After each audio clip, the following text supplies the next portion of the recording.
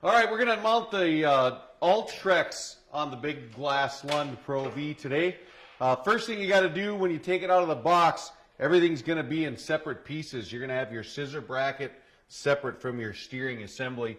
You have to remove an Allen bolt, set everything together, and then screw her all back down. Get this all done, and then we'll go ahead and lift her up in place and make sure we got it in the exact spot. Well, the next part of the job took a couple buddies. We lifted the motor up. We got the front lined up first, so you have to leave the motor down to make sure you have clearance in the bow.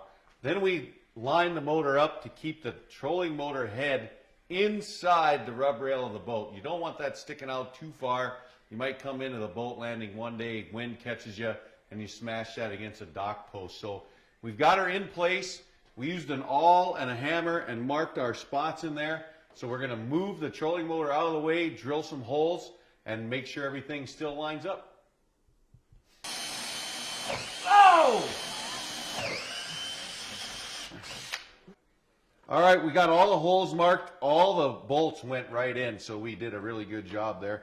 We'll go ahead and tighten these all down, and then we'll come back after that, and we'll install our piston for the lift assist.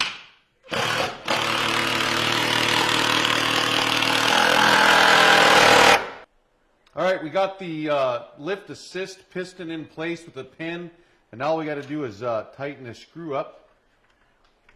That's pretty much it for mounting the motor itself. Now we got to hook up some power, and then we also have to mount the heading sensor in the rear of the boat, and we'll show you how to do that.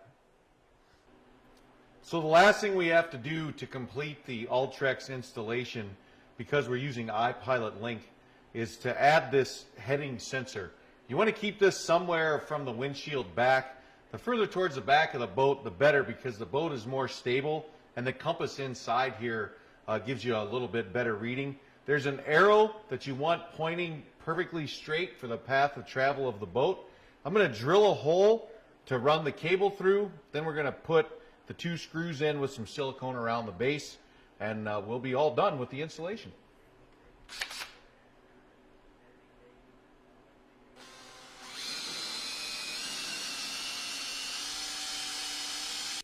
All right, I got some silicone around the wire underneath. I'm just going to drill some pilot holes here.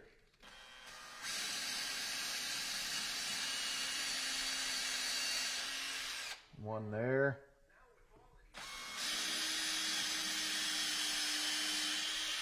One back there.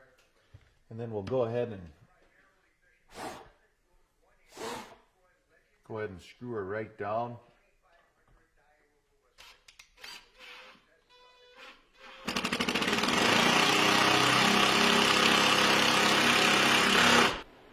All right, so we got the heading sensor screwed down in place. All we got to do now is, when we get our batteries in, give her one quick test. When we get out on the water, we have to drive a couple circles and calibrate this heading sensor, but that doesn't take but about 2 or 3 minutes. It's that simple. 112-pound Ultrex, iPilot Link, spot lock, cruise control, follow the contour, you name it. Matches up great with those Humminbird depth finders. Thanks for watching.